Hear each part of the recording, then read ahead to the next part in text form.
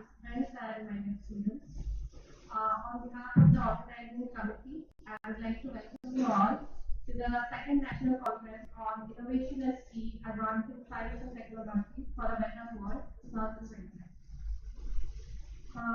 It is indeed a proud moment for all of us to come together under one roof to discuss, deliberate, and celebrate innovation and its pivotal role in building a better world. To invoke divine blessings, I now request our esteemed dignitaries to kindly come forward for lighting of the lamp.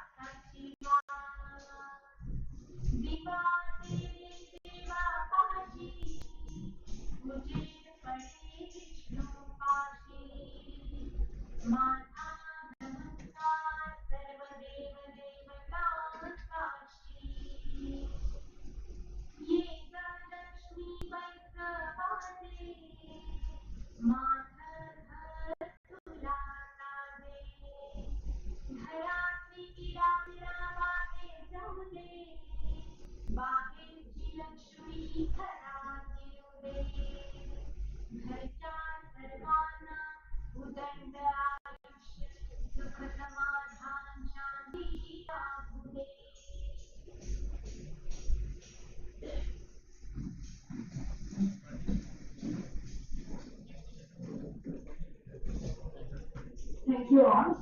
I will now request our dignitaries to take their seats on the dais. Today we have with us as chief guest Dr. Ghangapatna, Associate Professor and HOD at Department of Physics, School of Basic Science, Humanities, Odisha, University of Technology and Research. As our guest of honor and keynote speaker, Dr. GIET Pradhan, Assistant Professor in the Department of Basic Science and Humanities, GIET Bhubaneswar. We have Dr. Subhajit Pradhan, Principal, G.I.E.T. Ghangapatna, Dr. Chandan Kumar Sahu, Dean R&D, G.I.T. Ghangapatna, Professor Sivagata Mahanti, Dean Academics, G.I.T. Ghangapatna, and Professor Tarakan Sahu, HOD BSH, and convener of NCIST 2020.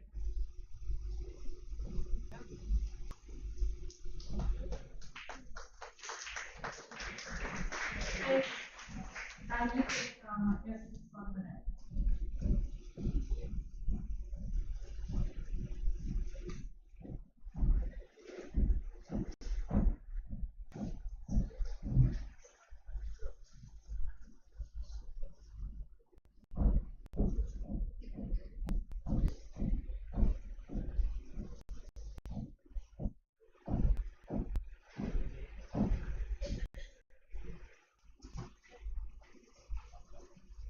Now I would like to request our student coordinators to welcome our guests with club.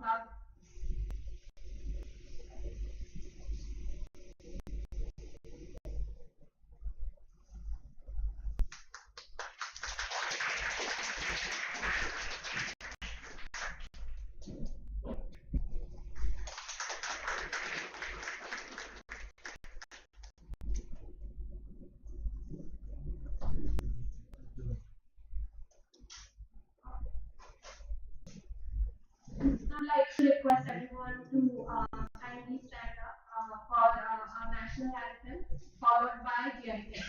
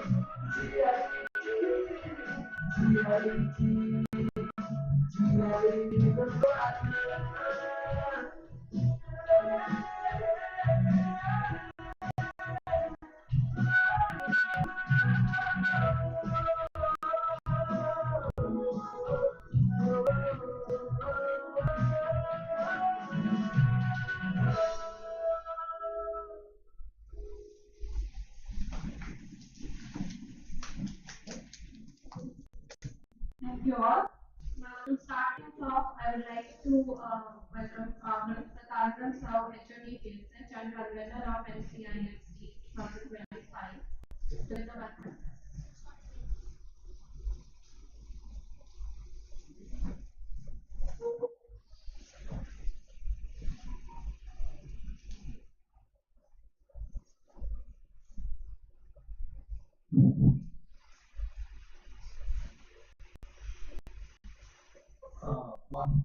Good afternoon, esteemed chief guest, today's conference, Dr. Ravi Davuja ma'am, respected keynote speaker, Dr. Nishit sir, Raman sir, privileged to have the second national conference, NCIST 2, Innovation and Science and Technology for Better World. I'm extremely happy and it's a proud moment for me to welcome you all to today's esteemed guest. I welcome Dr. Pradhan, Principal, the mentor of the all these programs, Chief Mentor Advisor, Dr. Chaman Kumar Sahu, R&D, Professor Zubir Mohammed, Dean Academics, and welcome my students and my dear colleagues, participants. So in answer, I feel proud that why we have kept this title innovation in the key. Today, innovation is not a luxury. It has become an absolute necessity. In the changing world, today we are facing so many problems. How innovation has become vital for us to survive, starting from the issues like climate change to the today's present the warfare. How innovation has become an integral part, and we have to, I mean, progressive follow this. And if you see the today's scenario around the world, the present context of life inside here, the Operation Single and other several operations today, our Indian Army, Indian Navy, Indian Air Force, we have successfully tackled these current problems because of our great innovations in defense and research. So I think today all the youngsters, budding engineers, the researchers, to have more research on these issues, present issues, so that we can bravely face these impending issues. Of course, we have done a lot in the to make our life easy, but it's high time to make more research in the defense sector, so that we can safeguard the boundary, safeguard our sovereignty of the country. So it's my also all the researchers, the technocrats, to think more, to do more in this regard, because we have to expect that better world. I think before that, a better country also we need, a better India we need. For this, every citizen has to think seriously. But not take much time. Once again, I welcome you all to this great honest gathering, and I hope the next 2 days we'll have more discussions, deliberations. I will try our best to find out the solutions to the present issues. With this, I like to come to my speech. Thank you all. Thank you, sir, for the encouraging words. Now I'd like to welcome Professor Ghangapatna, Dean Academics, to address the gathering.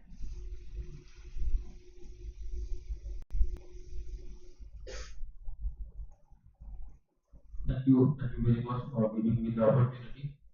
So good afternoon to all.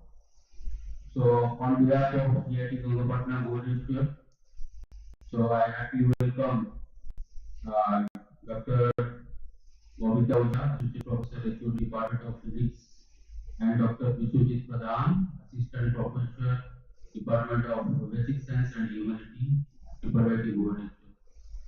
So at the outset, I'm very much thankful to the Department of Basic Science and Humanity for organizing this type of national conference at our campus. So, small brief about GIET Ghangapatna Bhubaneswar, starting from 2009, where I applicated at diploma and MBA with a lot of achievement in the last few years. So I we are the first institute, I hope so. We are organizing a lot of national conference at each and every department level. Because we are seeing the various institutes in nearby Odisha or outside Odisha, they are organizing at least one national conference, but we are promising to organize different conferences at different department level. So I would like to thank to the management for encouraging all those. So coming to the objective of this particular national conference for basic science and humanity. So this is very much essential as I was told about the military operation, what is the evolution we have taking place, not only military purpose, but medical, agriculture, in each and every field, innovation is highly required and highly essential in order to take the nation to forward. Okay, so not wasting much more time, I hope this national conference will going to boost your technocrats to understand about the various technology, whatever it is there in coming days. Thank you very much for giving the opportunity. Thank you.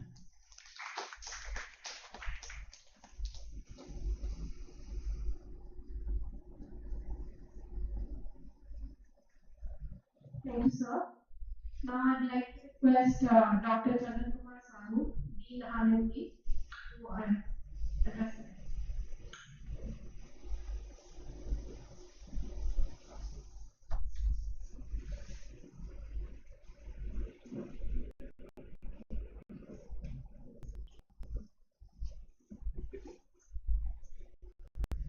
Good afternoon to all. Respected dignitaries on the dais, unorganized, colleagues, and dear participants. It gives me immense pleasure to extend my heartfelt greetings on behalf of GIET Bhubaneswar and the Institute of Excellent Technocrats. I welcome you all. And the theme of the conference is E.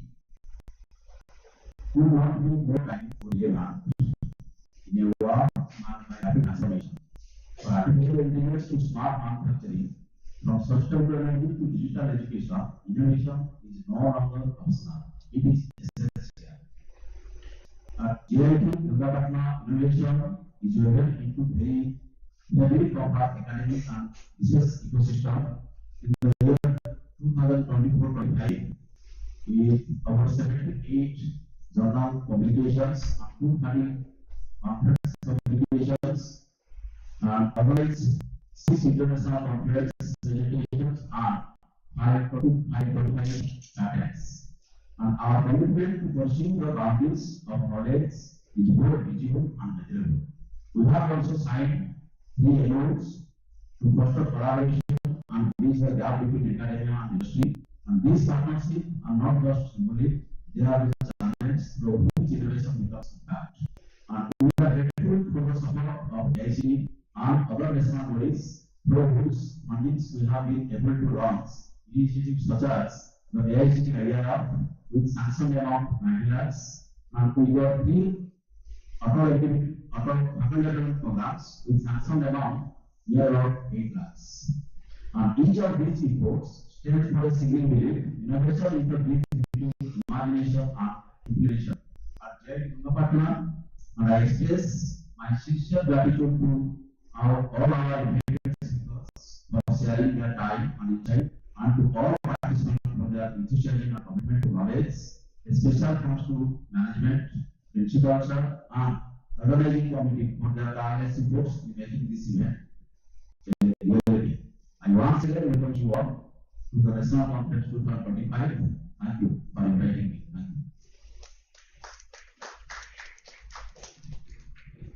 you. Thank you, sir. Now I would like to request Dr. Subramanian, Principal, GIET Ghangapatna, to kindly address the lecture.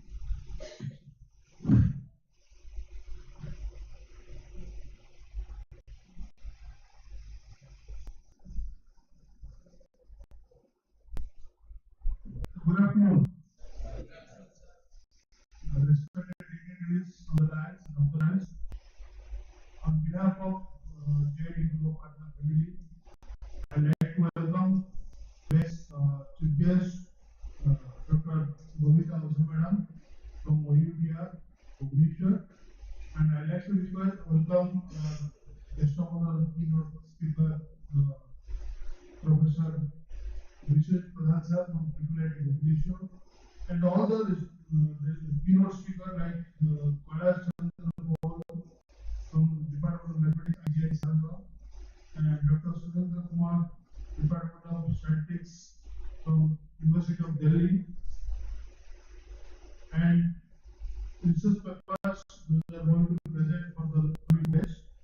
The concept we have started in this national conference last year, and this is the second version of the national conference, and this Department of BSS and the students of BSS has done marvelous work in the 2024 because they have presented the students of first year in first year 2024, all the students have presented papers with an abstract, and also they have demonstrated some models in 2024. We are already witness for that. Due to the exam schedule, because exam is going on, that's why we were not able to involve more number of students for this conference. But at least if you are present over here and giving your presence is a great thing for all of us.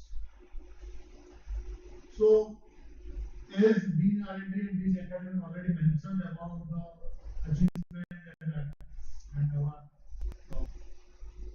highlights of our institutes. So, we are working hard to conduct different type of lessons and conferences. So in order to enhance the internal research quality of the faculty and students. In addition to that, we are also planning for IEEE and Springer conferences to tie up with top universities. So the planning is already started. In the year of 2026, we will do at least one or two IEEE conferences and one Springer conference or interdisciplinary branches. So in order to enhance the high quality research in our institute. So I'd like to thank all the department and special thanks to the BSc department. Actually, this exam time is going on. In spite of that, in order to complete this, all the conferences in this academic year, earlier it was scheduled, but it was postponed, and we have conducted this program. I'd like to thank all the students and guest of honor and all the research persons for giving their time and accepting our invitations. And I'd like to thank organizing committee and all the students and the faculty members for contributing your thought and process in the conference. Thank you all. Thank you, sir, for the inspiring words.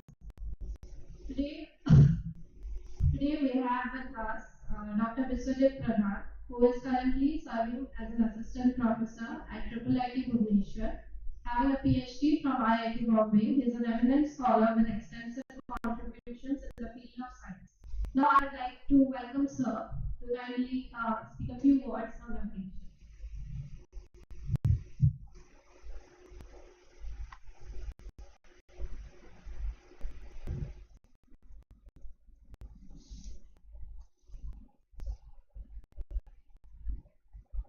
Good afternoon, everybody.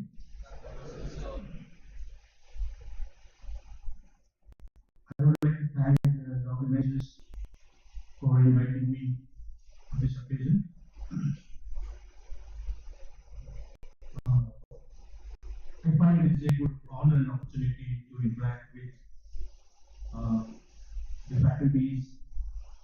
students of GIET.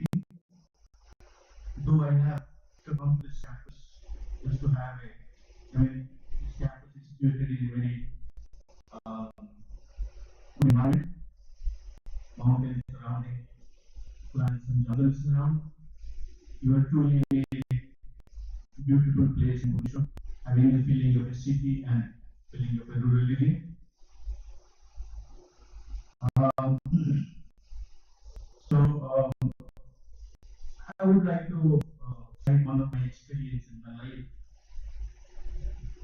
Long back when I was doing my PhD, many of my friends those who are doing research in particularly material science and solid state physics, they their basic procedure is they make palettes and they characterize using XRD and many other characterization instruments. Uh, my field is I was working on laser physics. I used to criticize them a lot. So what you're doing, nothing, you are simply making a palette and characterizing it, publishing it. What is that? Nothing. So I think for many years I was criticizing them. Is this what we call science? Is this what we call innovation research? So I had a strong criticism towards the kind of procedure, the kind of practice we do. I don't know what happened in abroad, but in India I used to criticize. But that day, one day, he got irritated. And also, he thought he gave me a lesson that day. He said, do you know, the whatever written in the textbook, the laws, the principles, these are not discovered in one day. These are, one page of your textbook is research of hundreds of people's work condensed into one page.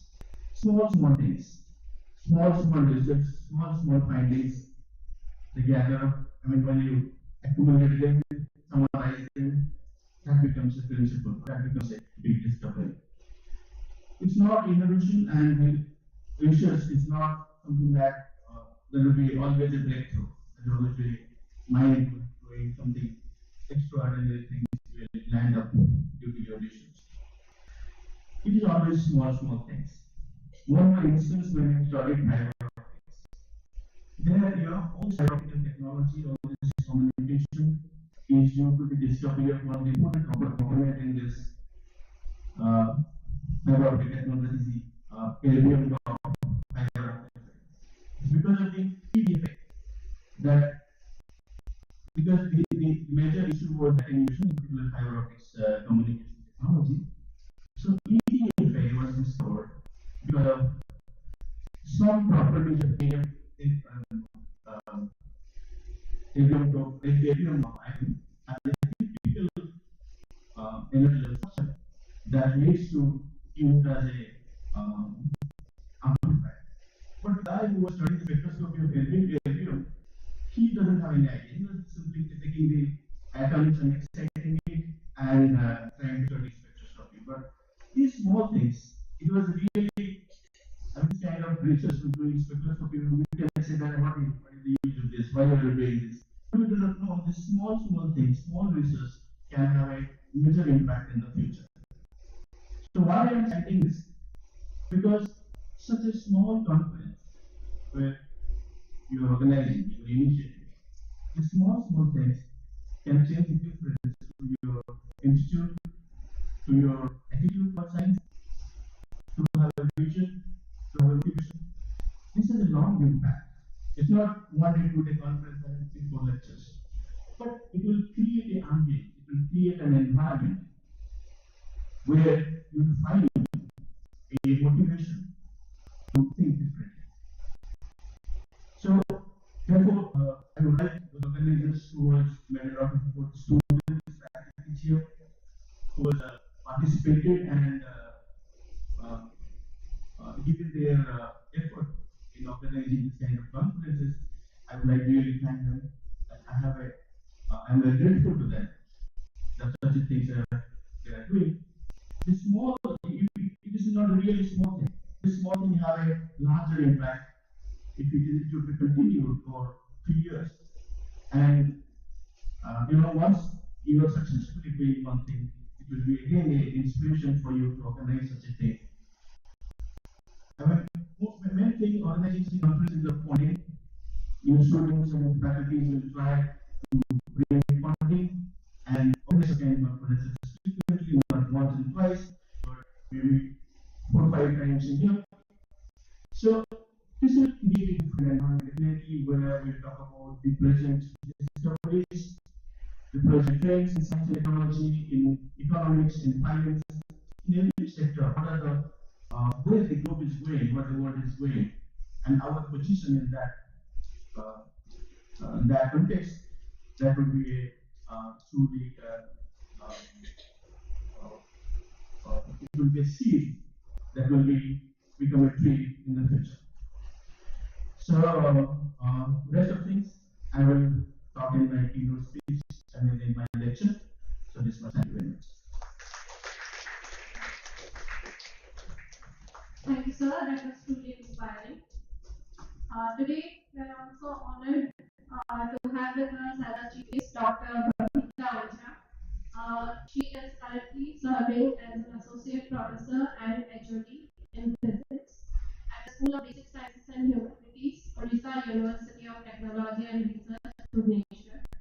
She obtained her MSc from Utkal University and PhD in physics from Sambalpur University, Odisha. Her areas of interest include the dielectric, optical, magnetic, and condensed matter physics, among many others. She has published extensively in her domain, and we are privileged to have her with us today. I would like to request ma'am to kindly speak a few words on the occasion.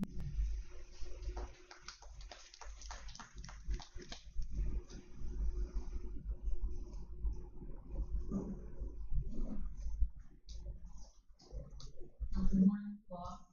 Good afternoon to all. And I extend warm welcome to the distinguished keynote speakers, principal, faculties, deans, HODs, and students to this conference, that is the 2 days national conference on innovation in the field, advancing science and technology for a better world. And a special thanks to the organizing committee for the exceptional effort in hosting this meaningful event, though they have taken a small initiative for organizing this conference. And this small initiative may lead to conduct very good conference with a bigger size in future. That will help them. So innovation is the cornerstone of scientific and technological advancement. This conference offers a platform to connect with brilliant minds, exchange multidisciplinary ideas, and we can learn from each other's work and foster academic and research collaborations. And this conference will support not just knowledge questions but also inspire all of us with research directions. And what Sar was saying, his area of research, he was speaker. His area of research is high energy physics, and my area of research is material science.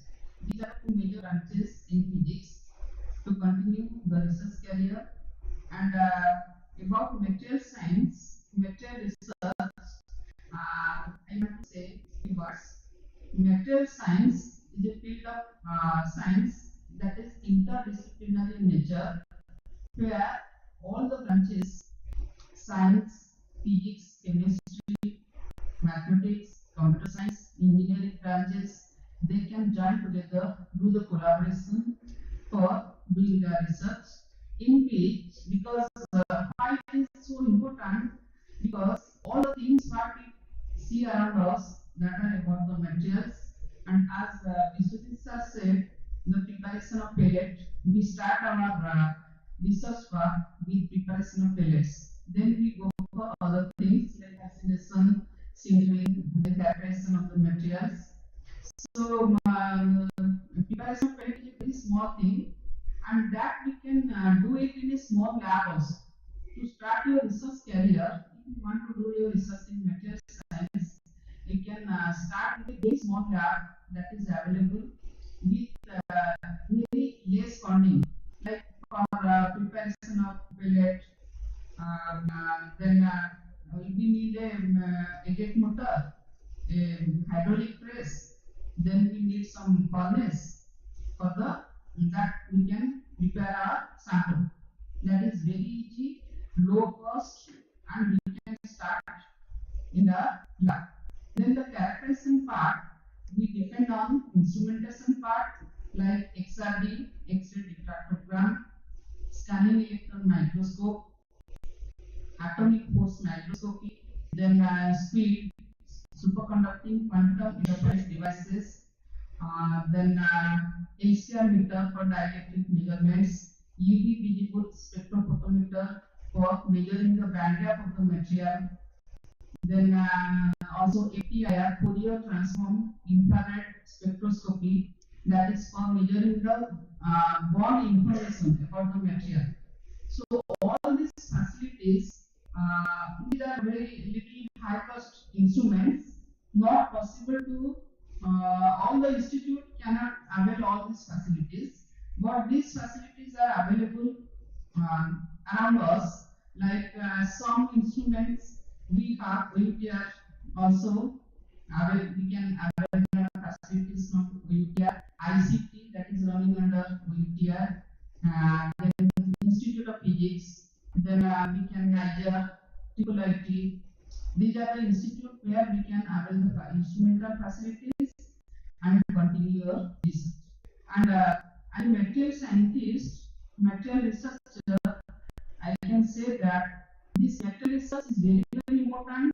That has applications in electronics, it has applications in biosciences, medical, defense, security, then in aerospace, where we can use the smart materials and different type of new advanced materials and get and create a better world and make the economic growth of the country.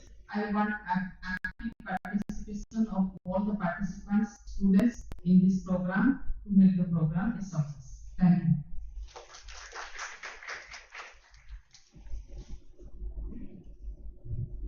Thank you, Prem. Thank you for the inspiring words. Now, let us proceed for unveiling of the conference book proceedings, the main event for today. I'd like to request our student coordinators to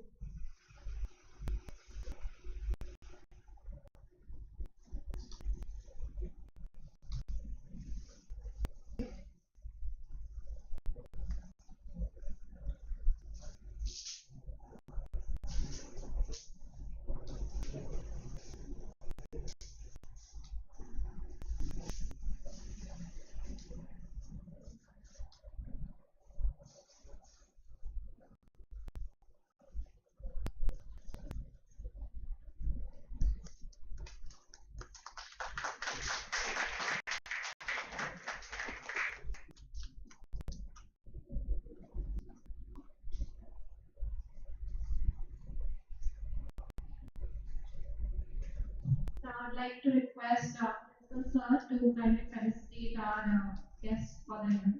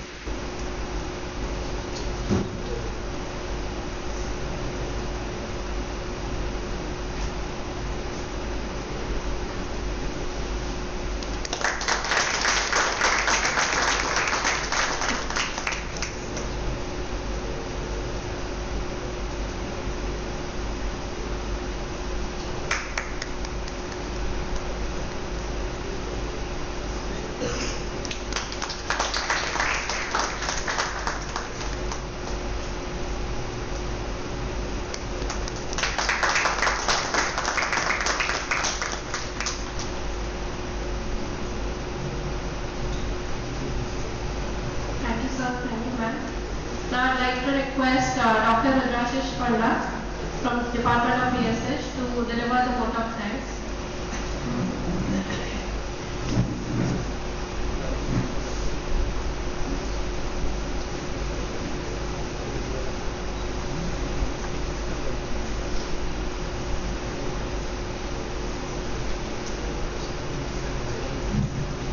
Good afternoon, everyone.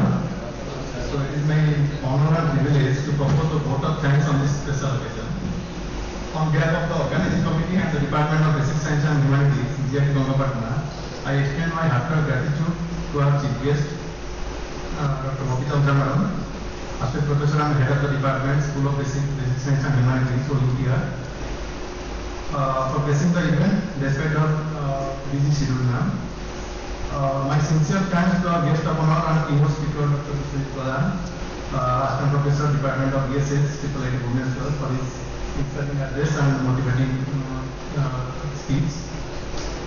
We extend our sincere gratitude to our respected Vice Chairman, Sir Indra Ramanan Sir, whose continuous support and leadership created the foundation upon which such initiatives are built.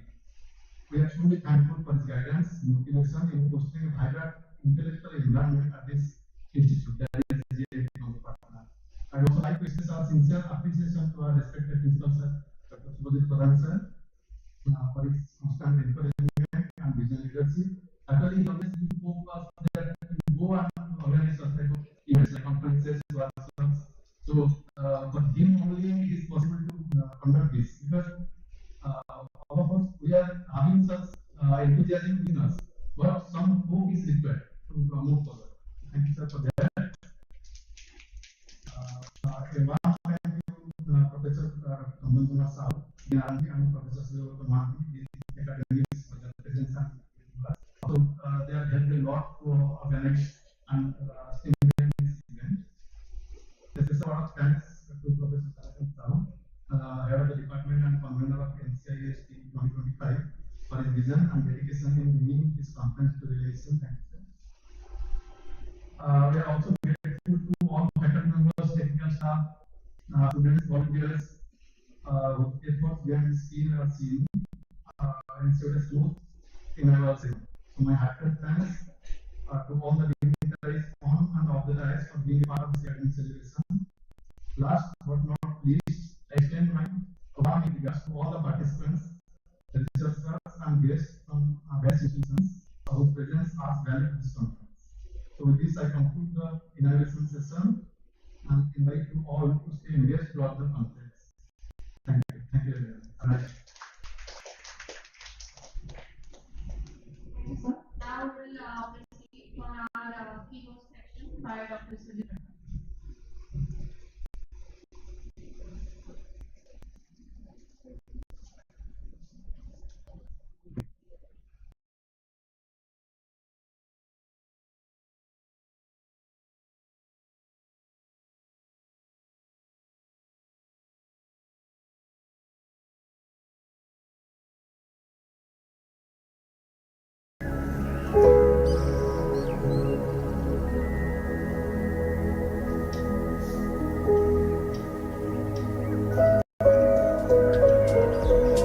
Welcome to the remarkable Gandhi Institute of Excellent Technocrats Ghangapatna, Bhubaneswar, a NAC A+ institution committed to nurturing young minds and promoting their complete development. Let us explore the dynamic infrastructure, cutting-edge academics, and active extracurricular activities that distinguish this institute as truly remarkable. Our infrastructure is a beautiful combination of modern buildings and calm settings. Our cutting-edge facilities create a stimulating learning atmosphere, while our expansive libraries serve as knowledge hubs, filled with resources that create intellectual curiosity. Our sports complexes are intended to promote both physical fitness and team spirit. Furthermore, our well-equipped laboratories provide hands-on experiences that foster scientific thinking and innovation. What we offer at GIET, we believe in offering a diverse range of courses to ignite passion and propel students towards success. We offer B.Tech in Computer Science Engineering, Computer Science Engineering AI, Mechanical Engineering, Electrical Engineering, Electronics Engineering, Electronics and Communications Engineering and Civil Engineering. This topic, quantum computing, how it was used versus reality. Just I want to know the students among you, how many of you are from engineering? All are engineering. Okay.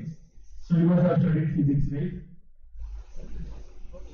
You have studied physics. Okay, I study and teach physics. So because this is this conference is from the physics, science and humanities department, I was expecting there would be people from management, people from literature, and also students also from different departments. Well, since you already all know a bit of physics, so this talk would be I have tried my best to minimize the equations and try to simplify so that it will be understandable to everybody.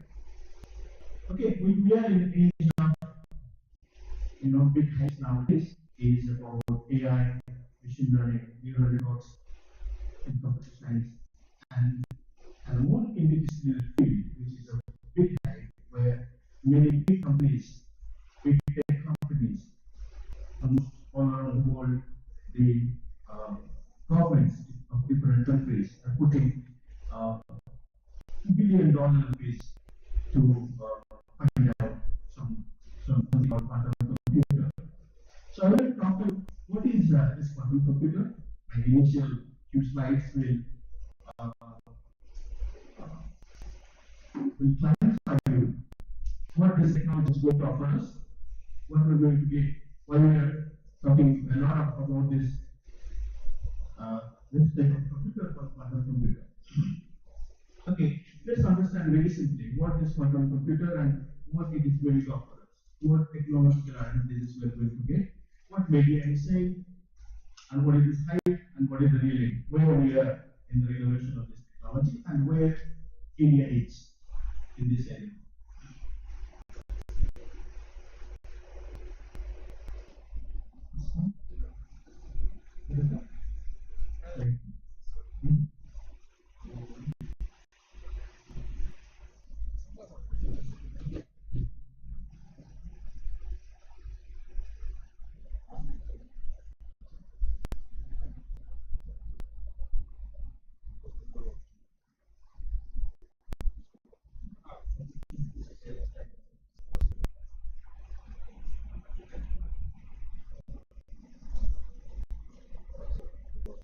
Okay, let's start from very basic. What is computation? Everybody know that we're talking about computers, information technology. At the basic level, what is computing is?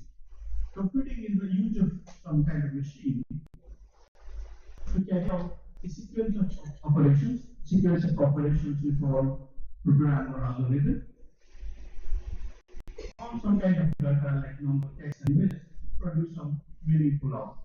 Basic definition. Another more formal definition using programmable systems, both structured and logical operation on some information. So, in computation, there are two important parts. So one is the building a machine that can execute your algorithm. So different kind of models exist: Turing model, general automata, bullet circuit model, quantum circuit model. There are different kind of models we propose, or the model of a machine which will execute your sequence of operations or programs. Then the second part is designing algorithm to solve the problems efficiently. Okay, all the students must have learned your programming language, so or you have learned something about computers. Okay, next, one of the important aspect of any kind of computation is the speed of computation. So what is involved in the last 30-40 years is how the processors has been evolved in the last 20 years. We are using, I think, what nowadays, which processor we are using? Sorry? We have octal processors. Pentium has new versions. So every year you find new processors are coming. Your RAM speed is increasing. So this is a great effort. I mean, all this AI and machine learning technology, this revolution happened because of this speed of computation. We have computational, huge amount of computational resource which enables to do this kind of computation that will be used for AI and machine learning. So there is always a thrust for more and more speed for the computation. So the speed depends on two things. One is your hardware, what kind of hardware you're making. So in hardware, your clock speed, processor architecture, instruction throughput, memory access speed, all these things contribute to the speed of your computation. Another thing also contributes to the speed is how many number of steps you require to execute some kind of complex task. Usually expressed in terms of input size n. Okay. So faster the algorithm, know the time complexity. Time complexity means faster algorithms, you can construct different kind of algorithm. One will be faster, one will be slow. So there are many algorithm designers that have been putting their effort to design more and better efficient algorithms. Next slide.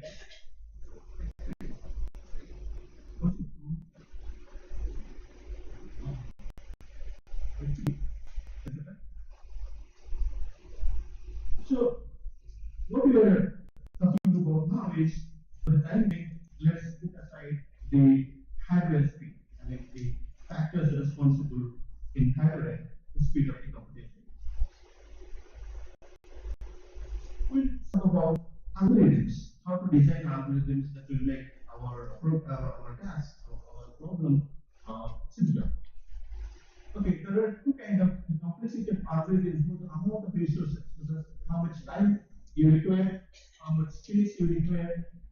The algorithm consumes as a function of input size. And the number of inputs increases, number of data, or the size of the data increases, how your resources is being utilized. So there are two kinds of complexity. One is time complexity, measures how long an algorithm takes to run, depends on the how many number of basic operations you require. Space complexity, how much memory your algorithm takes during this execution of problem. Okay, I want to cite one example how you measure the complexity and the time complexity of an algorithm. So a simple mathematics multiplication. This is a pseudocode for the matrix multiplication. If you have learned C programming or any other programming language, you can understand this one. That if you inside this algorithm, you have three for loops. So if you have a matrix with n cross n, so n plus n size, or another matrix with n cross p size, so you will run this for loop from 0 to n-1, another for loop from 0 to p-1, and within that for loop there is n-1 operations. Okay? So this leads to total operations will be product of n into p n. For example, the x square matrix all are equal. The time complexity will be proportional to the n cube. Okay? Third power of n. So if your matrix size is 2 plus 2, suppose if it takes 1 millisecond, then when this is 3 plus 3, then that will be 4, 9 times 4. So this is the way. So this is, I mean, in algorithm design, people try to find out whether this is one very crude way, very simple way of multiplying two matrices using some radio computation. But there are also other faster algorithms, like the process algorithm, which solves in n to the power 2.81, and this Smith-Winford algorithm, which executes in 2.3 n to the power 2.3. So this is a better algorithm because this is n to the power 2.3. evaluating this. So any kind of mathematical or any kind of problem, we are seeking for a time complexity which will be lesser and less. So, so here the real role of quantum computer comes in. Okay, there are certain problems in mathematics and number theory which are really very hard to solve using our classical computers. So I'm just making few of this. Primary self-reference problem, which is finding surface group, which is the positive Boolean satisfied problem, abstract problem, graph coloring. These are very difficult problems. When n becomes very large, your classical computers, even your supercomputers, also take around some thousands of years to solve that problem. So there are hard problems in cryptography and number theory particularly, which is used in cryptography. One is integer factorization, used in RSA encryption, discrete logarithm, CCLN and LML encryption, elliptic plot cryptography, lattice problem. All these problems, your computer which is existing, which is called classical computers, have an exponential time complexity. And they increases the time is 2 to the power n, or e to the power n, you can say. It's 2.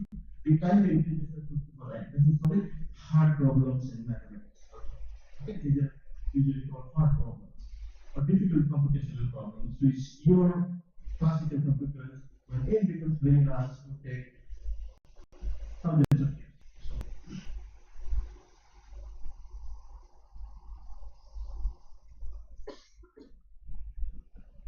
okay, coming to the quantum mechanics, what this quantum computer is, we need to understand what is quantum mechanics. It's a study of quantum mechanics. Study it's the principle of understanding the microscopic world, electrons, atoms, and all that. So when you use quantum, okay, this is what you understood. There are certain problems which our classical computers will take very long time to solve. Now, if you use quantum principles, I'm going to tell you, if you use quantum principles, with just this kind of work started really around the 80s, historically I will give you that how this idea is developed and people showed that you use quantum principles for the computation, then there are many problems which will be solved very easily. A better way than classical. Okay, so the first, the main principle that is used in quantum computer is something called the quantum systems means electrons, photons, or your neutrons, protons. In my microscopic scale, they are described in terms of states. Okay? Like energy state, position state, momentum state, spin state, potential state, everything is described in terms of states. So here I am giving an example. So suppose this is an electron, this is spin, one is left rotating, one is right rotating. So usually we describe spin up and spin down. So quantum mechanics says that it can also exist in superposition state. Superposition means both up and down, both rotating the right way and rotating in the left way. Both. That's what quantum superposition is. That is a very enigmatic thing or some wide thing that quantum mechanics offers. That your states can exist in superposition state. So even interestingly, when photon passing through two slates, your single photon will be passing through the two slates simultaneously. You believe this that two slates you can exist at two places simultaneously. So photon is being demonstrated that your photon can also exist at two places simultaneously. So this is the what is called the superposition principle, that two states can exist simultaneously.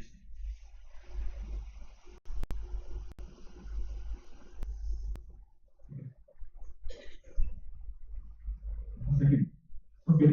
Next is how to know about the state, in which state of the electron is upspin or downspin. How to know? You have to perform a measurement. So when your system is measured, this is one of the mysteries of quantum mechanics. When you measure a state, because it exists, I mean, I'm giving an example of cat, which is dead or alive before, or it may standing and sleeping. So one cat can simultaneously standing and sleeping. Okay. That is the superposition principle that quantum mechanics offers this idea. So measurement means this is one of the measurement processes. As soon as you look into whether your cat is standing or sleeping, it is no more remaining in the superposition state. It will collapse into one of its either one. It is the standing or sleeping. This is the measurement process. Once as soon as you look into it or you measure it, the superposition will collapse. It will become one of a definite state. Either it is standing or it is sleeping. Another quantum process is things are changing with time. So that we call the system changes by unitary transformation. What we call in quantum mechanics a unitary transformation. For any kind of change is described as some kind of unitary transformation. So unitary transformation means that just a unitary matrix. So U and U gather the product is identity. We mathematically represent that some matrix. This unitary evolution is described as a matrix which satisfies distribution. So I will talk about quantum gates. So quantum gates are usually unitary operators. So every quantum gate transforms, the quantum state is unitary. So other features of quantum mechanics, I told you superposition is one of the features special to quantum mechanics. But there are also many other features people now trying to exploit so that it will be applied in the technology. So superposition, entanglement, uncertainty, tunneling, zero-point energy, measurement collapse, reversible evolution, these are not found in classical systems, in classical mechanics. These are the special feature of quantum mechanics. Now people thought of how we can use these features so that we can have a technological application. Look at this field, quantum computation and quantum information is aiming at.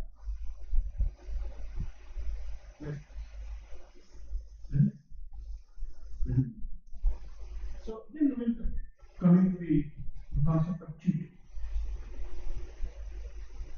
What is a qubit?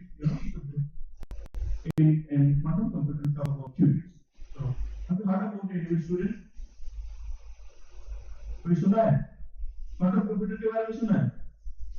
नहीं? Okay, ठीक है. So what is a qubit? You know what is a bit? Bit is the two distinguishable states. Just one, I will give an example here. Switch on is one state, switch off is one state. So switch on can be, off can be 0 or on can be 1. So you can have classical bits in two definite states. Either it will be 0. 0 is mostly, it will be 5 volt. Sorry, 1 will be 5 volt, 0 will be 0 volt. But in case of quantum computers, qubit is something which exists both on and off simultaneously. The superposition of both 0 and 1. Only difference between a bit and qubit is qubit has two definite states. So bit has two definite states. Qubit can exist as superposition and overlap of these two. And this overlap could have any possible kind of overlap possible. So this is what I am indicating. We have a sphere. This blue dot is one state, yellow dot is one state. That is the case for the classical. But quantum is complete sphere. Any point on the sphere will indicate a quantum state. So the qubit is all possible combinations of two states, okay, 0 and 1. So this sphere is usually called the block sphere. Now consider, suppose you have two bits. Two bits has 4 possibilities, 0, 0, 0, 1, 1, 0, 1. Okay, you have 3 bits. Then you have 8 possibilities. Now what happens when you go to the quantum domain? There will be superposition of these 4 possibilities. So 2 qubits can remain in 4 states simultaneously. 3 qubits can remain 8 states simultaneously. Usually when you do computation, you keep data sequencing. Okay, you give 0, 0, 0, 1, you calculate a function, you give 0, 0, 1, 0, 0, you calculate a function. So all our computation sequencing. What is especially in quantum computer is that the quantum computer solves or calculates the function of all these 10 variables simultaneously. The speed of the quantum computer comes from uh, uh, this character of superposition. Superposition creates all your data is in superposition state, and your computation is done at a go, not sequentially, but at a time between each other. So there are nowadays in the present day, how do you realize a qubit? All physical units of qubit is done in various ways. So using superconducting loop with your Google and IBM is making their quantum computer using superconducting qubits. Now we have flat balance, is another kind of two-state system, which is done by another company, IBM and GIET. They're making their quantum computer using flat balance qubit, and you have quantum dots. Intel is using quantum dots as a qubit for creating its quantum computer. And then your nitrogen hacking centers, some companies, quantum diamond technology company, they are using something called nitrogen hacking centers to create a qubit. And Microsoft and Bell Lab, they're trying to utilize some very special kind of particle to do quantum computation that's called anions, non-abelian anions, or Majorana fermion. So I'll tell you a bit story about Majorana fermion and what Microsoft is doing. Okay, next. So quantum computing has basically three steps. First is you have to prepare your qubits in superposition state. And once your qubits are prepared, you apply your algorithm. Your algorithm is a sequence of logical operations, which is accomplished in terms of different kind of quantum gates. And next, after the N, you have to do a quantum measurement. Quantum measurement, you extract the data. So this prepare state in superposition, apply quantum gates according to the problem you solve. Then first stage is you do quantum measurement. Next. Some examples of these are the standard universal quantum gates. I'm not going to go into the mathematics, but just to cite an example, these are the various kinds of quantum gates. And this is one kind of quantum circuit which solves Blower's algorithm. The Blower's algorithm solves a data such an item in a database. So this is only to show the pictures what kind of. Okay, this is very important. To build a quantum computer, what is required? What is required is you have a scalable physical system with well characterized qubits. You should have a very clear cut qubits having two states and their in superposition. You should be able to initialize states into a very whatever states, initial state you want to prepare, that should be controlled. You should have a control over that. You create qubits and you have control over which state you have prepared. Next is non-relevant coherence. You know that the superposition state is one of the biggest issues. This coherence states and all the computation happens on coherence states, all the logical operations. And this coherence state does not live longer. The lifetime is in nanosecond or microsecond. So within the microsecond, you have to do all these operations. So therefore, that limits what kind of computation you can do. So preserving the coherence. So the subject of the state will be decoder much slower than gate operations. We are doing some gate operations to implement algorithm. So your decoherence process and the usually of the coherence or superposition should be much slower. Next is you should have a universal set of quantum gates in terms of primitive operations and should have a specific measurement capability. This is the requirement your instruments to satisfy if you want to do computation. Okay, just few milestones in the discovery of this quantum computer. The first theoretical idea of having a quantum Turing machine. Turing machine is the basic model on which all our computers work. So, applying the quantum mechanical model to the Turing machine is the Paul Benioff in 1981, Richard Feynman proposed if you want to simulate, molecules or any kind of material, the classical computer is inefficient. Okay, you require to take a, for example, small molecule of methane and you will try to simulate its energy levels and its properties, your computer, your superfast computer, can take hundreds of years.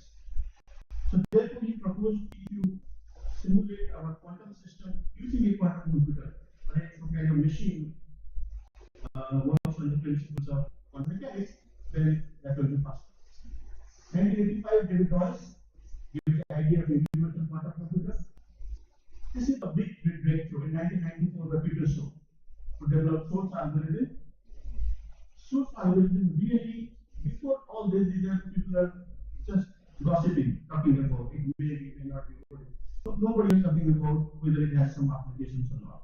The first breakthrough happened in 1994 by Peter Shaw, that the quantum computer can factor a large number exponentially faster, and this is said to be classical probability encryption RSA.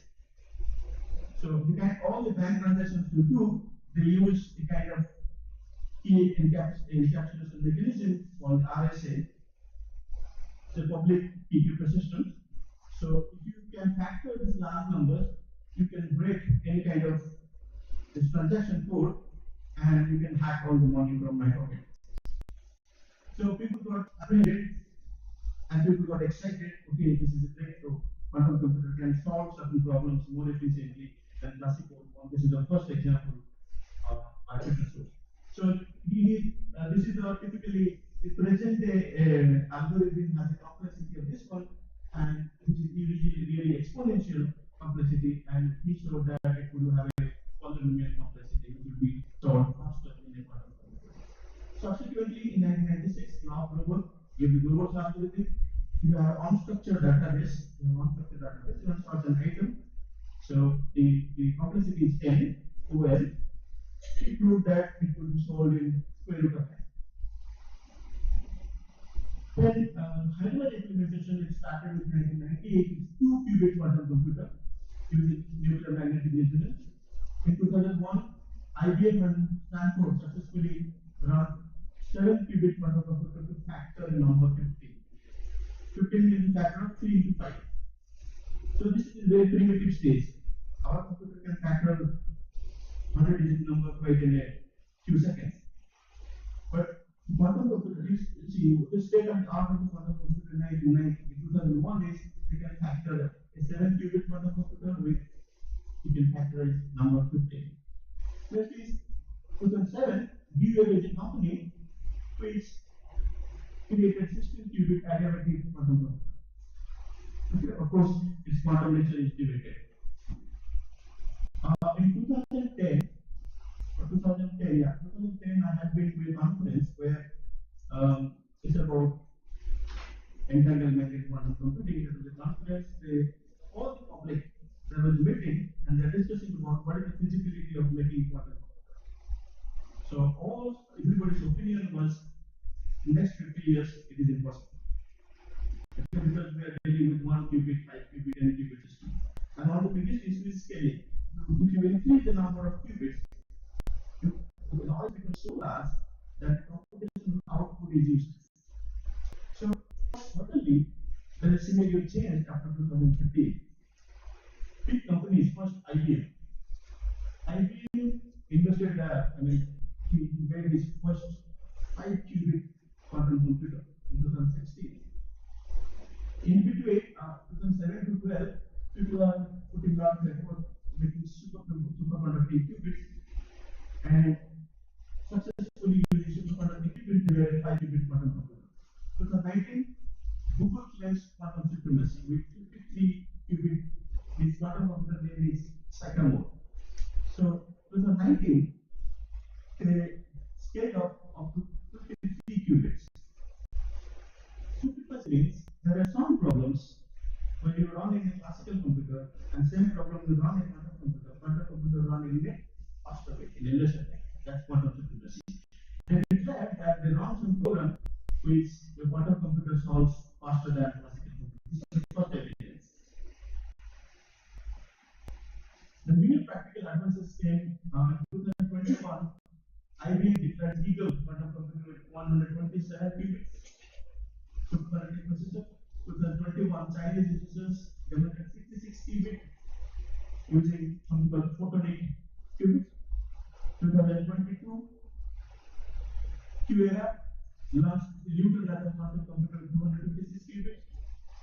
having a lot of noise.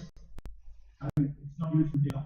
So 2023, IBM unveiled his 433 qubit quantum computer. 23, these are all companies like Continuum, IRQ, Rigetti announces their commercial advancements, including some process called quantum error correction. 2024, December, Google declares its new chip, 100 qubit quantum computer, but high error free. They have increased the efficiency quite. It's better than 433 qubit. Quantum computer of IBM. Next slide. Okay, what are the projected applications of computer computer? There are many.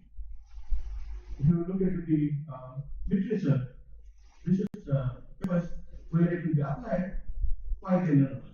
Starting from in computer science, you have besides solving many mathematical problems which are quite difficult to solve in classical computer, you have applications in particular artificial intelligence and machine learning, cybersecurity, quantum cryptography, finance modeling, rock design, many more. These are just few of the things I'm citing. It is going to, because wherever in all these processes require computation, and when you have a volume of computation, quantum computer is going to give advantages. Yes. Okay, what is the big difficulties? What are the challenges nowadays scientists facing while making a quantum computer? There are many challenges. So biggest challenge is qubit coherence and noise, decoherence and noise. You cannot maintain this superposition as the number of qubits increases. It becomes very hard to maintain superposition. It becomes, faster decoherence process. This is called. If it 5 qubits decoher in 3 milliseconds, then 10 qubit will decoher in 100 microseconds. There will be faster decoherence if you scale it up. Then this scalability and interconnects. Scalability means increasing number of qubits. As the number of qubits scaling up, you have more problems. And then interconnects.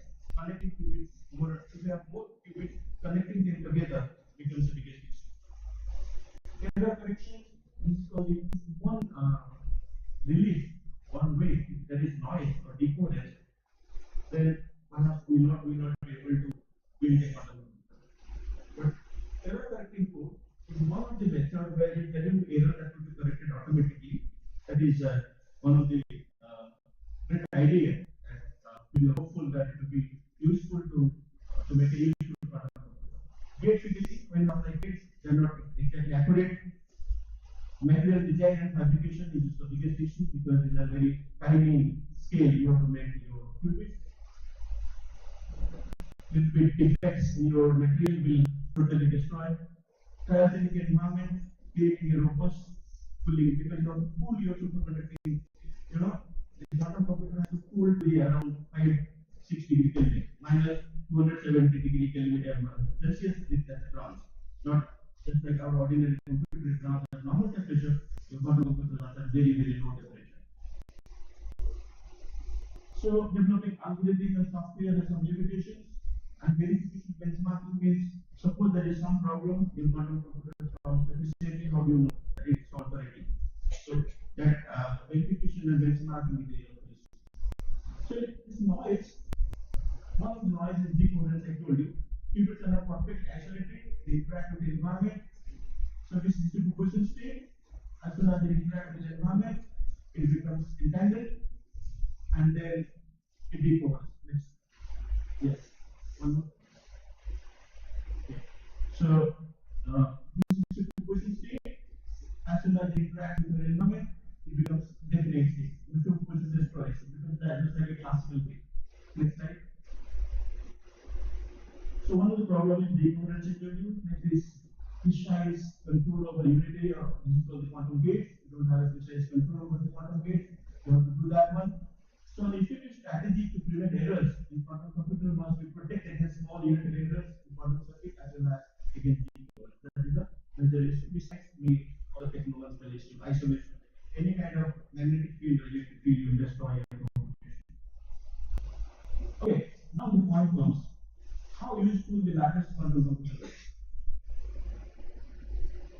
Current quantum system with 400 to 50 to 400 physical qubits lacks scale and error resilience, outperform classical computers on practical business as logistics, finance, and cryptography. The quantum computers still weigh maybe 500 qubits. It doesn't have any practical applications now because our classical computer can outperform that. Okay. So no clear quantum advantage has been achieved in commercially relevant problems yet. Algorithms like source for breaking as encryptions requires millions of error corrected qubits, far beyond what is current system offers. 400 qubit is nothing. So a quantum computer can factor, particularly our RSA system now uses 246-bit key. So it needs at least a quantum computer with 1048 qubits. A big 500 physical qubit. I will talk about the logical qubit. When you remove the errors, the number of qubits represented, for example, 100 qubit physical qubit will represent one single qubit. When you consider errors, and we try to remove the error correction. So look at it, how far we are. So the largest number factor using source algorithm in 2023 is 21 only. Whereas your classical computer can solve maybe 20-30 digits in within a second. So what are the hypes in quantum computer technology? First is over the optimistic timeline. People say a quantum computer is ready to solve real-world problems in the next few years. No, that's not possible. I mean, in recent interviews, a boy from MIT, which is a pioneer in quantum computer, he said that. What is the possibility of using quantum computers for the applications, for the real-world applications? His view is that either we will be making it in 10 years or it will be never. All these projects will be gone. Totally useless.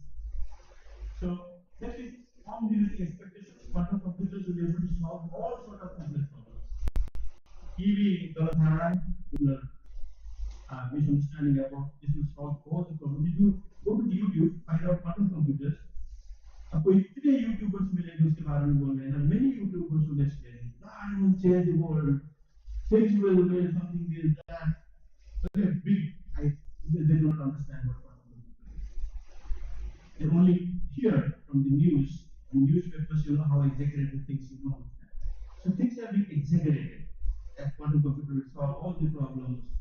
Yesterday, a few days back, I got a news that the political decisions or the war, quantum computer can stop the war because they can very nicely negotiate between two prime ministers. Is it possible?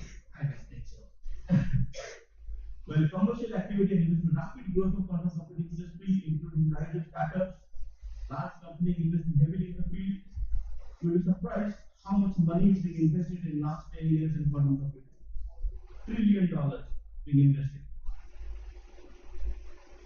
Media attention. Media often focuses wow factor in quantum computing, highlighting potential without necessarily providing balanced view of challenges and limitations. Media में बात ये लिखता है, even government of India will something took off. हो जाएगा. ऐसा नहीं है. Certain problems quantum computer can solve.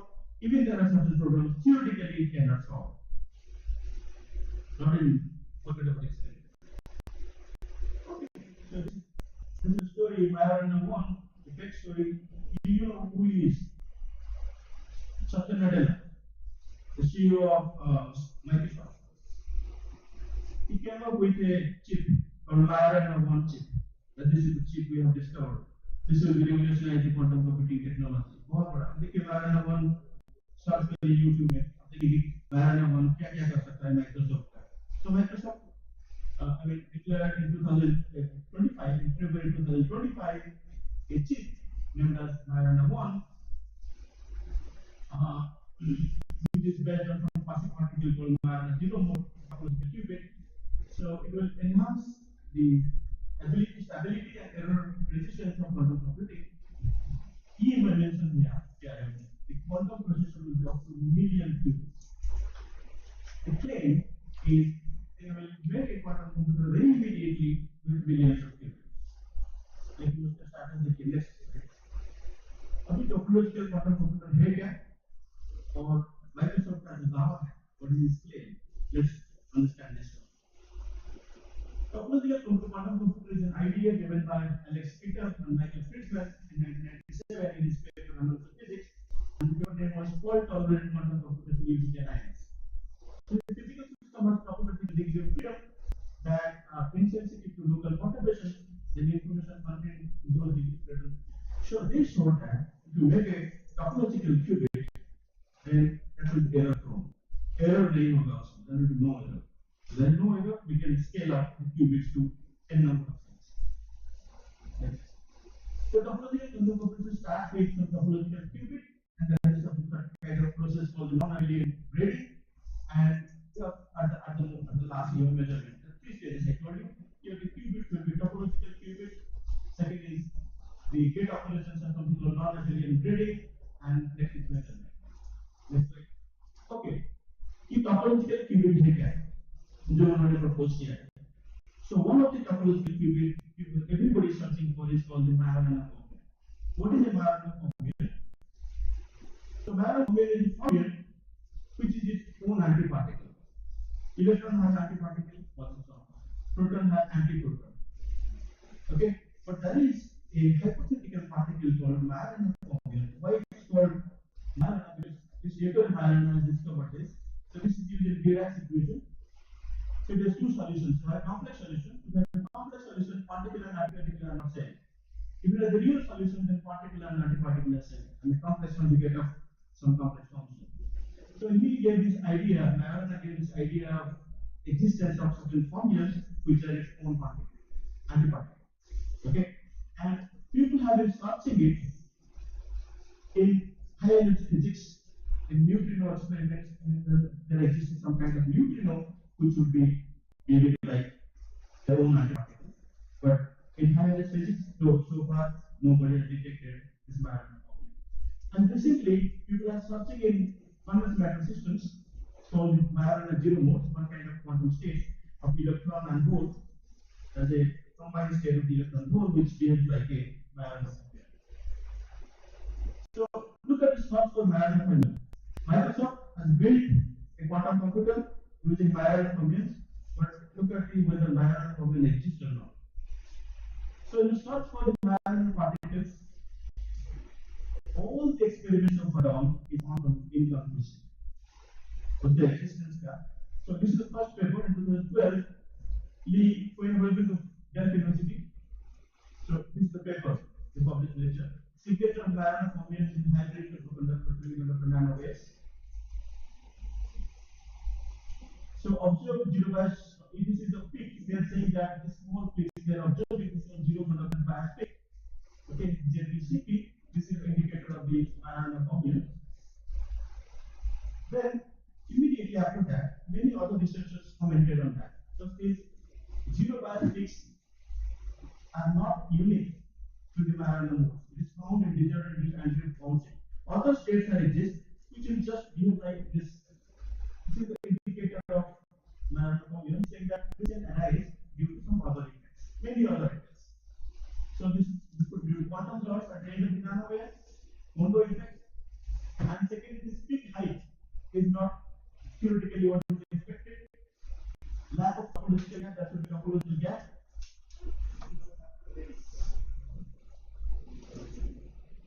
So it could not be grading possibility there. This side. Okay, there are many research groups have investigated. University of Copenhagen, here Charles Marcus group, and Peter Postgroup group, and again University of Pittsburgh, Sergei Frodok's group, and one of the group, Singapore in China, all groups have investigated about the Majorana. Result was results in 2018. Microsoft made research team.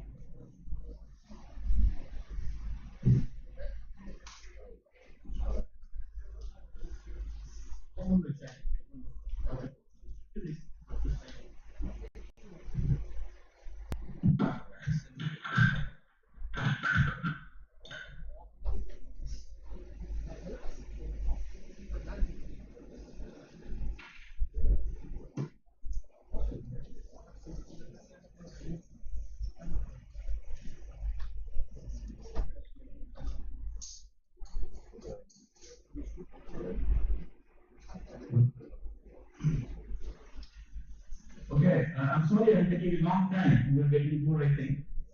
But let's finish it on the next two slides, just to point out why are these people, government and big companies, making hikes. Just I want to point out that one. They're making a lot of hikes which really doesn't exist. That's true, not true. That's false. So don't fall into the media trap. That would be my message to everybody, all the students. Don't fall into the media trap. Okay, here is 2018, Microsoft laid teams as a team. Microsoft has been trying for this topological qubits from 2012. Their program, they will make a topological quantum computer. 2018, they have published a paper in Nature.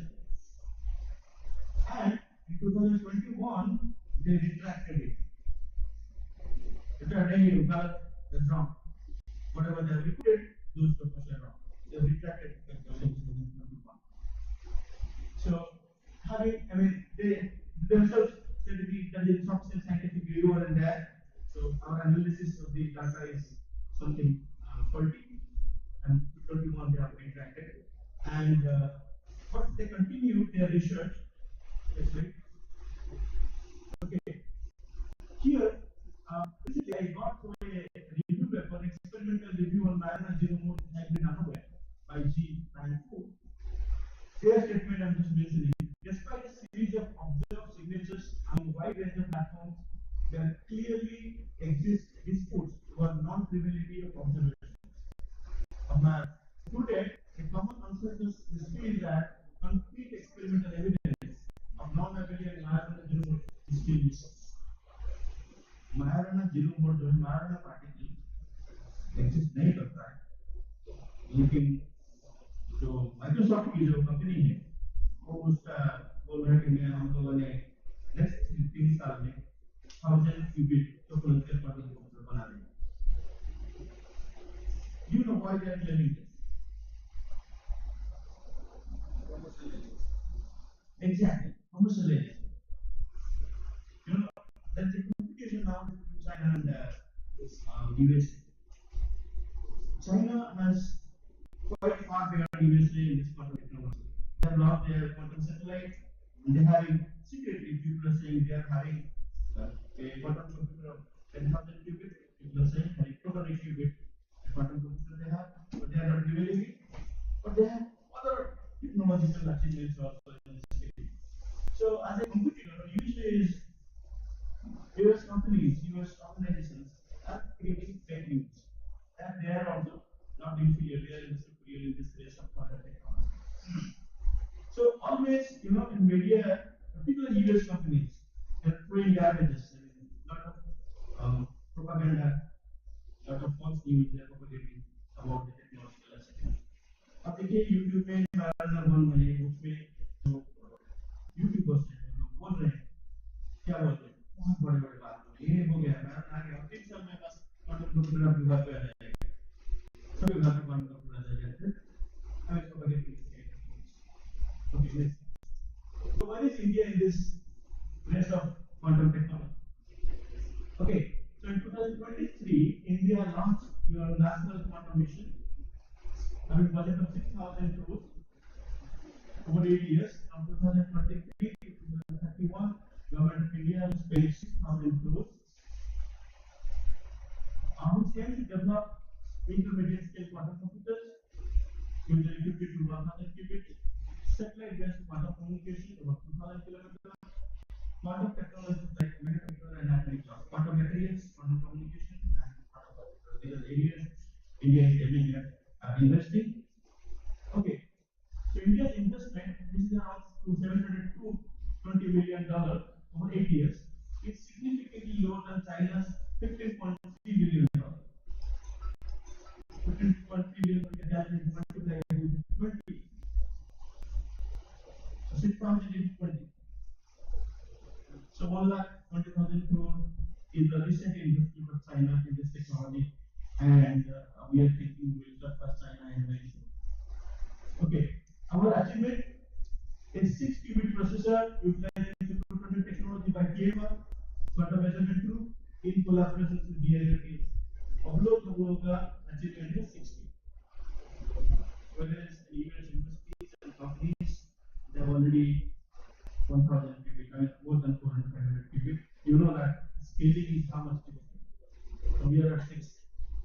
So another Bangalore-based one. Our Bangalore-based startup company, QPIAI, is developing its 25 qubit protocol. That clearly they have not made it. I was just searching it everywhere whether they have really made it and tested it. No, not yet. Yes. So other, you have a one group at London Research Institute. They are achieved something called secure quantum key distribution between fixed and moving. IIT Delhi, they are saying they have a secure quantum communication over 380 kilometers. ISRO demonstrates free space quantum communication over 300 meters. Let's compare with China. China, you launched this vicious satellite. The satellite launched in 2016. So MISSIS is the world's first quantum communication satellite. It facilitated QKD over distance of 12,000 kilometers. ISRO का हमारा achievement है 300 metre तक उन्होंने already satellite बना लिया है जो कि 12,000 किलोमीटर तक कम्युनिकेशन कर सकता है. Jewel, this is the next satellite they are making, and also I have heard this 380 kilometers that IIT Delhi is claiming. China वाला जो है 12,000 kilometers से जैसे पेपर में है कि they have tested QKD protocol for 12,000 kilometers. So okay, next. So we are lacking. So this is the last point I want to make. So far as quantum technology is concerned, India is very we are at least 10, 15 years behind. And this trend, this trend has been happening for last after the independence. When there was a revolution of semiconductor technology, India went into India at that time, around 70s, 80s. There was a technological development related to laser technology. India government also missed that. Third technological revolution was nanoscience and nanotechnology. India also missed that opportunity. In 2024, government of India is initiating to establish a semiconductor. 40 years apart. So we have been quite lacking. So for technology and innovation research going on around the world, we are quite far behind. Example मैंने दिया quantum ठीक है, and I'm sure जब सबके पास quantum computer होगा तो हमारे पास नहीं होगा. ये तो पता है. वो लोग खरीद रहे हैं. अभी भी मिसाइल खरीद रहे हैं. We don't have our indigenous technology to build missiles and war at arsenals. Okay, so we somehow we become nuclear enable. That because of maybe some collaborations with Russia and some other countries. Sorry.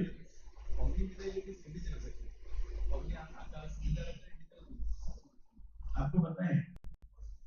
Let me tell you how much money is being invested for every year for DRDO. DRDO के लिए some few lakh crore is being invested every year. India government is putting that much of money. Output 30-40 years in search, billion dollars, and we have achieved the only mission. Do you think this is quite achievement for India? It's not at all. India has been investing a lot of money. I have seen many people have a lot of projects, 5 crore, 10 crore projects. Instruments they are having instruments, but they are lying there unused. कोई भी IIT में चाहिए, कोई भी बड़े institute में चाहिए, वहाँ पे बहुत पैसा है, बहुत इंस्ट्रूमेंट्स है. Neither they use, nor they are allowed to use their others. So the situation in India, so that I want to point out here. Look at this slide. This last few minutes, I will point out. So what we can do. Yes. Yes. Yes. Unknown quantum state cannot be. Okay. So there is a necessity for entanglement. How do you approach for entanglement to achieve teleportation of qubit or internet? Okay, yes. So there is field. Teleportation and cloning are related. You know how? Teleportation means you will send an unknown qubit from one place to another, one place to another place. Unknown qubit. Unknown qubit means you don't know what is its state. Qubit state can have infinite possibilities. To know this state, if you want to know what is the state? What you have to do? You have to perform measurement. As soon as you perform measurement, what will happen? The state will collapse to one of the states. So you won't be able to know in which state the quantum system is activated. Let's say, sorry? One instance of time. So once you perform measurement, the state collapses. Collapse means after it collapse, you cannot find out. I mean, collapse means you do not recover the state earlier state. Like what is needed? Once you want to know what is the state of the system, you have to perform measurement. As soon as you perform measurement, state collapse to one of definite states. So you lose all the information about the state, qubit. So this is the issue actually. So then how I will send my qubit from one place to another place. So one of the strategies you send directly the qubit. For example, photon as a qubit, you can send directly the photon from other side. That is not teleportation. I want to teleport my qubit without sending this qubit to other side. So teleportation is a mechanism where we can send an unknown qubit from one place to another place without sending that qubit. How that is being done? That process is called teleportation. Quantum computation is totally different. Quantum computation is associated with quantum information, not quantum computing. Quantum computing is about running algorithm, solving, minimizing. Yeah. Communication is totally different. Yeah. So it's totally two different. Then teleportation.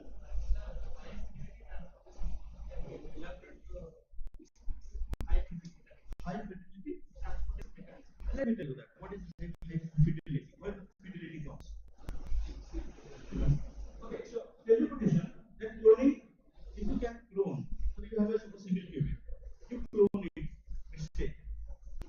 Okay, now you have hundreds of clone states with you. You perform measurement. If you have many qubits available with you and you are performing measurement, then you will be having information about that qubit. A single qubit, unknown state, you cannot find out. But if you have many qubits of same state, performing measurement, you will extract the information. Okay, then that was cloning. If cloning is possible, there is no issue of teleportation. Teleportation is needed because we cannot clone the quantum state. Only by using entanglement, we can send this qubit to others. Entanglement is a protocol. It's not here. We have to understand it takes time. There are different protocols followed to have a teleportation. And yes, quantum internet is one of the development. One group at Netherlands, and then European Union of Quantum Computation and Quantum Communication. They are involved in developing really a quantum internet. All our communication links would be. And when I start for what would be advantage of quantum internet, I found that it is only one advantage is that it will be secure. Only security, but speed we cannot achieve now what we can achieve with our internet. But only it will be secure communication. But the idea secure is there. Sure. Okay, just 1 minute. If I any question from the student side, let's finish it. कोई question नहीं है.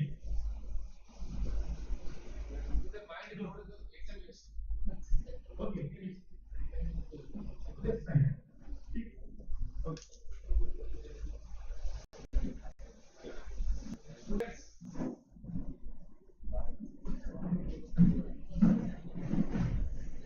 Just 1 minute.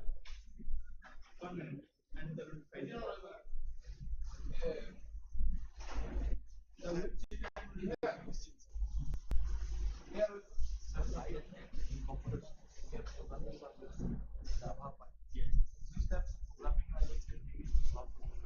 Yeah, in quantum computer we have many programming language like Q-sharp, Microsoft Q-sharp, Sim, then Q-sharp. These are the different programming languages used for programming.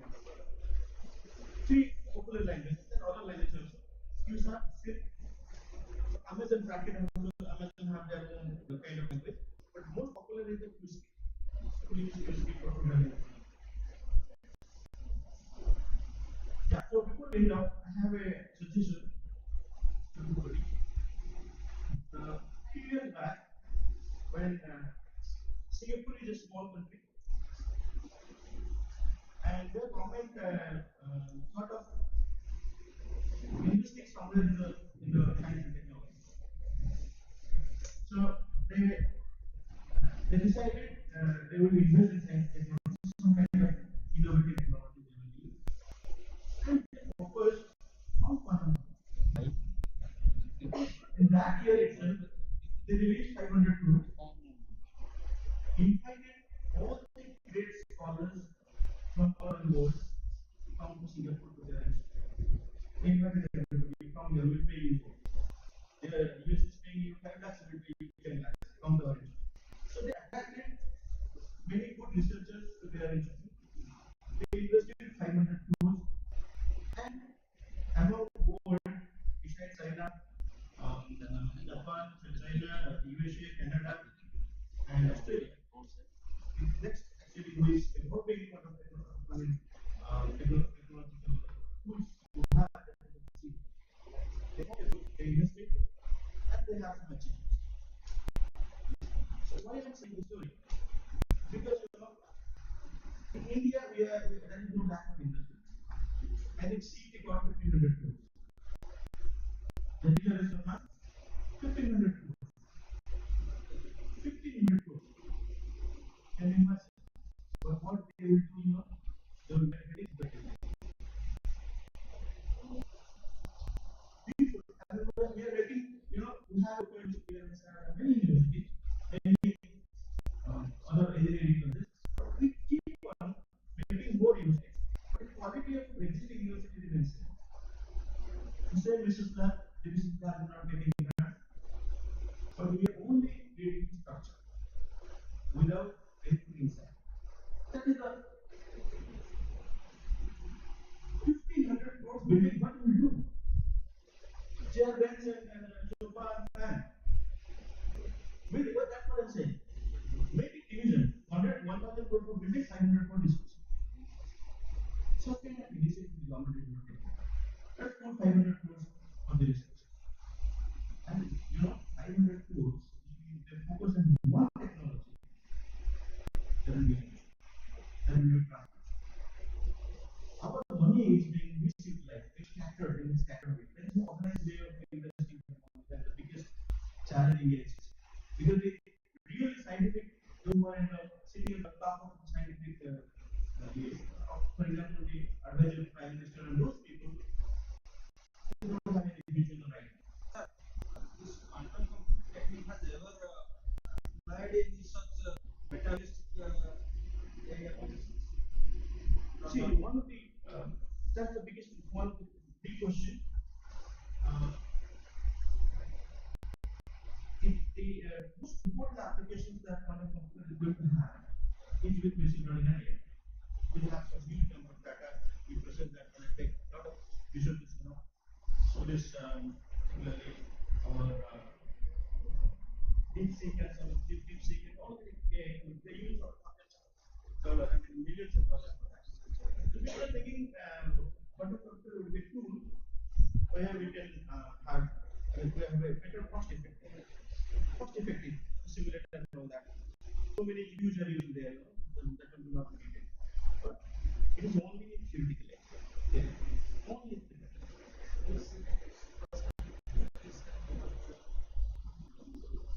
No. Chip we use. Supercomputer principle and the principle of quantum computer is completely different. Here your bits, we are using bits and bits are kind of CMOS structure. So that is different. Here, what the chip you have, nowadays one transistor is of size of around 100 nanometer. We are already reducing it to 10 nanometer. But it will remain there. It cannot go beyond. Once you go beyond that 1 nanometer size, chip, then quantum effect will come. It will not come the same way. Yeah. So that was one of the main initial ideas of why we need quantum computer because of miniaturization.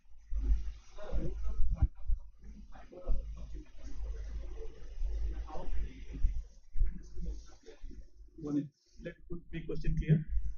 What are the role of fiber optic optimization means? Fiber optimization. See, any kind of equation, whether it is fiber optics, so you have a set of equation, linear equation probably, but when you model a system, whether it's fiber optics or better or something, so you have a set of linear or non-linear equations, and we do some optimization. Even all the machine learning are optimized algorithms. So we use that computing logic of quantum computers. Okay. This No, no, no, no. That's what we have. Logic doesn't have an answer. The hardware has an answer. Logic is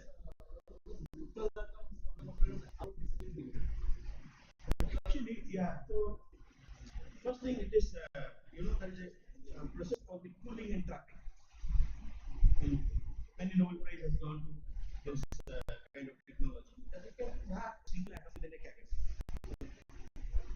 Have a large vacuum system, and you create some atoms in the open. And you apply results in different directions, so that gradually the momentum of the atom will cool. So you can that way you can cool your atom to hypertension. So this is a method of laser cooling and trapping, which is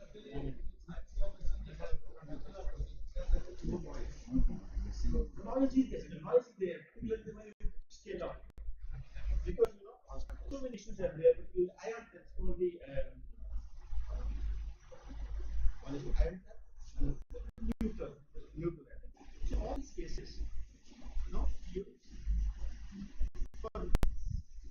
for few atoms you can trap, but trap atom in a ray, in a linear array. That's a big one. Because when you apply quantum gates, so you are fast.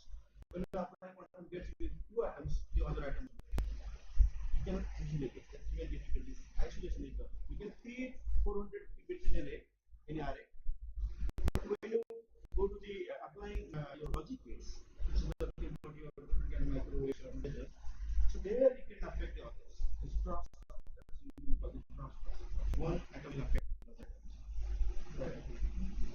Neutral atom, particularly the trapped ions, this kind of protocol. There are some advantages there, some disadvantages. Yes, for the quantum dot technology, there are yes. Particularly, in creating quantum dot you will create qubits using quantum dots. So in that case, choice of the material is very important. Fabrication process, you create quantum dot, all that lithographic technique that is being used to create potential wells. So there is a Chinese semiconductor structure you create from this quantum dot. That different materials. I'm not expert in that field. I work on mostly quantum coherence. My most of job is quantum coherence. You can still for a long time. The last 2 3 years, my main focus has been on coherence. How we can preserve the coherence.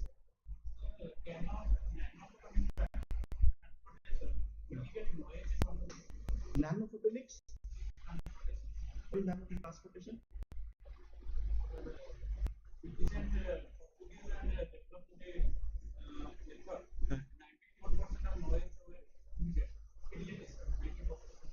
Noise is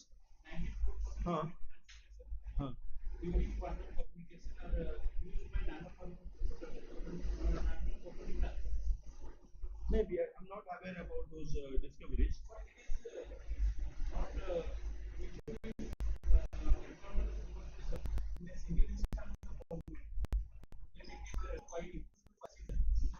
See, in communication, superposition is not important.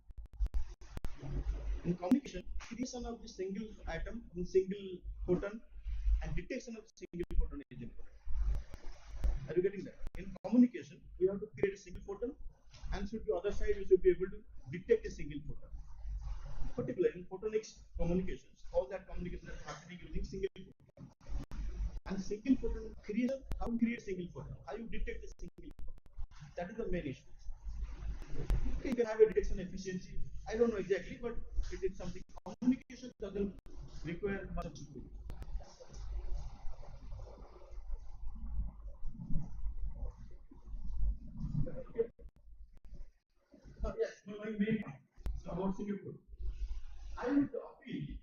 So your all activities in your institute or all departments, science, electrical, mechanical, or physics, to focus on one area. Which are doing cognitive things, mechanical will be doing their nonlinear regression, or science will be doing their own kind of program. That could be one field.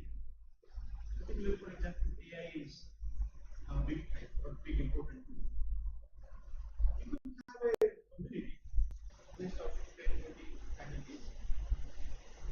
They would be trained themselves in AI, and there will be communication. There will be cross communication. There will be discussion. There will be seminar.